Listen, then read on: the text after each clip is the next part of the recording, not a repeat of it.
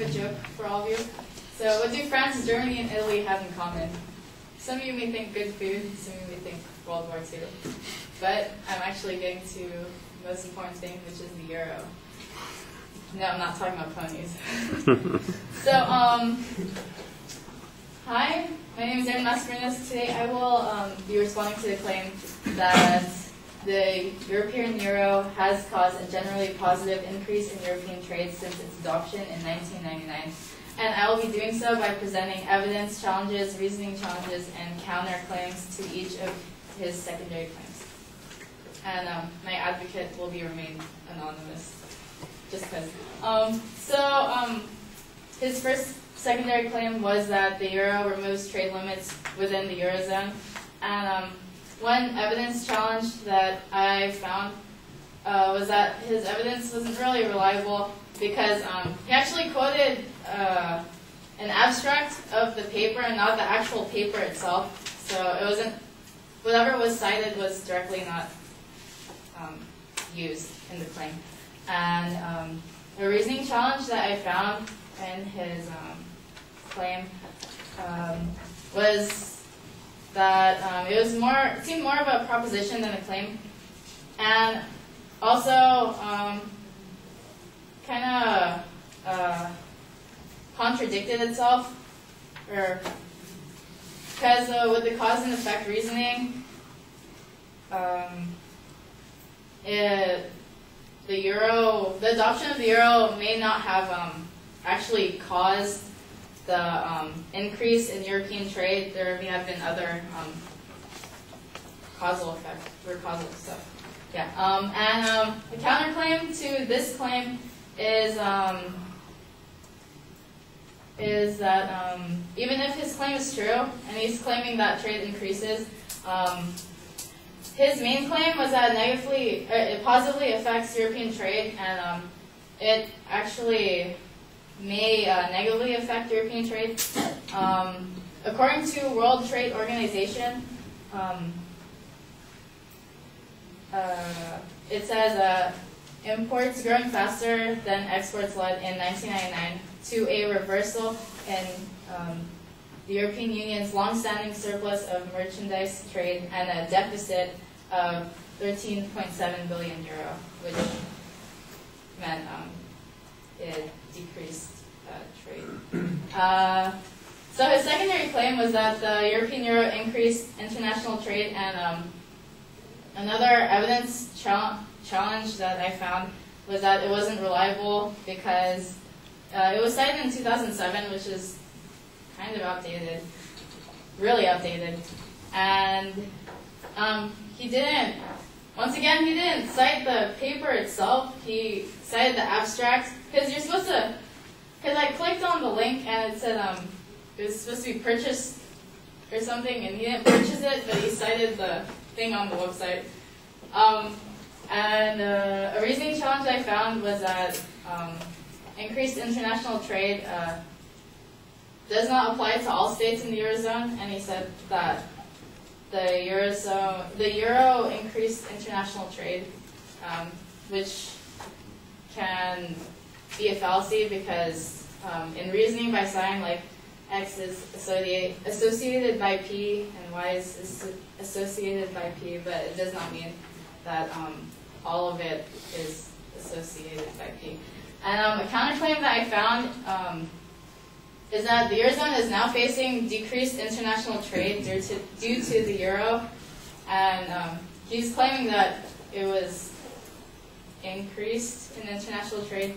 And this is according to the International Trade News that in December 2011 compared with December 2010, production of energy fell by 11.9% in the euro area, and durable consumer goods decreased by 3.9%, and non-durable goods dropped by 0.8% in the euro area. And in his third claim, the European euro provides a strong financial security, and my first evidence challenge was that he was actually distorting the facts, because I visited one of his sites that he cited, and he actually truncated valuable data because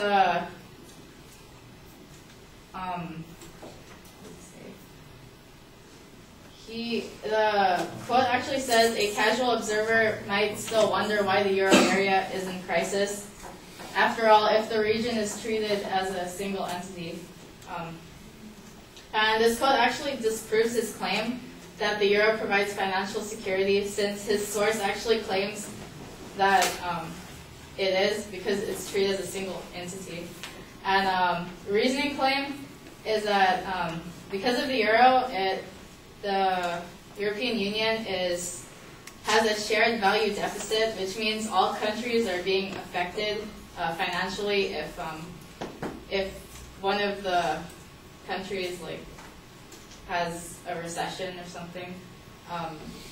Smaller countries affect big countries, and this adds on to my counterclaim that the euro does not provide strong financial security.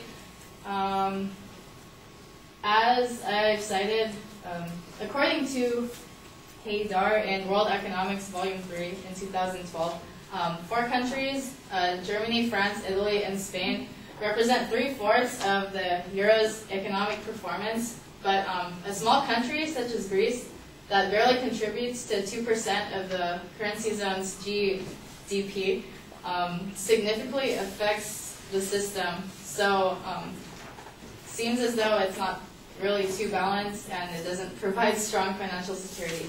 And this includes my refutation speech on the claim that euro has caused a generally positive increase in European trade. Thank you.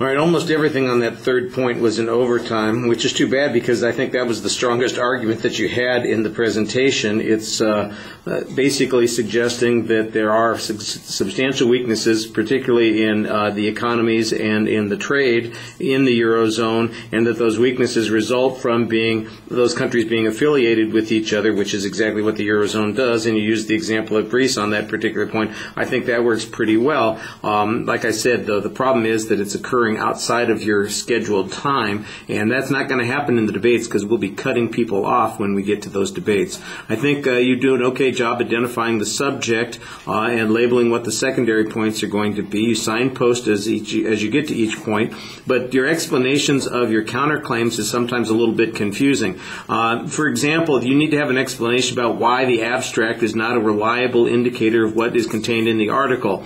And in fact, in one place you say that the abstract actually, it truncates the claim that was being presented, but you don't explain what that inference was. How would it have reached a different conclusion, or how it's not relevant to the advocate's conclusion is never really explained, and I think that that's a little bit problematic.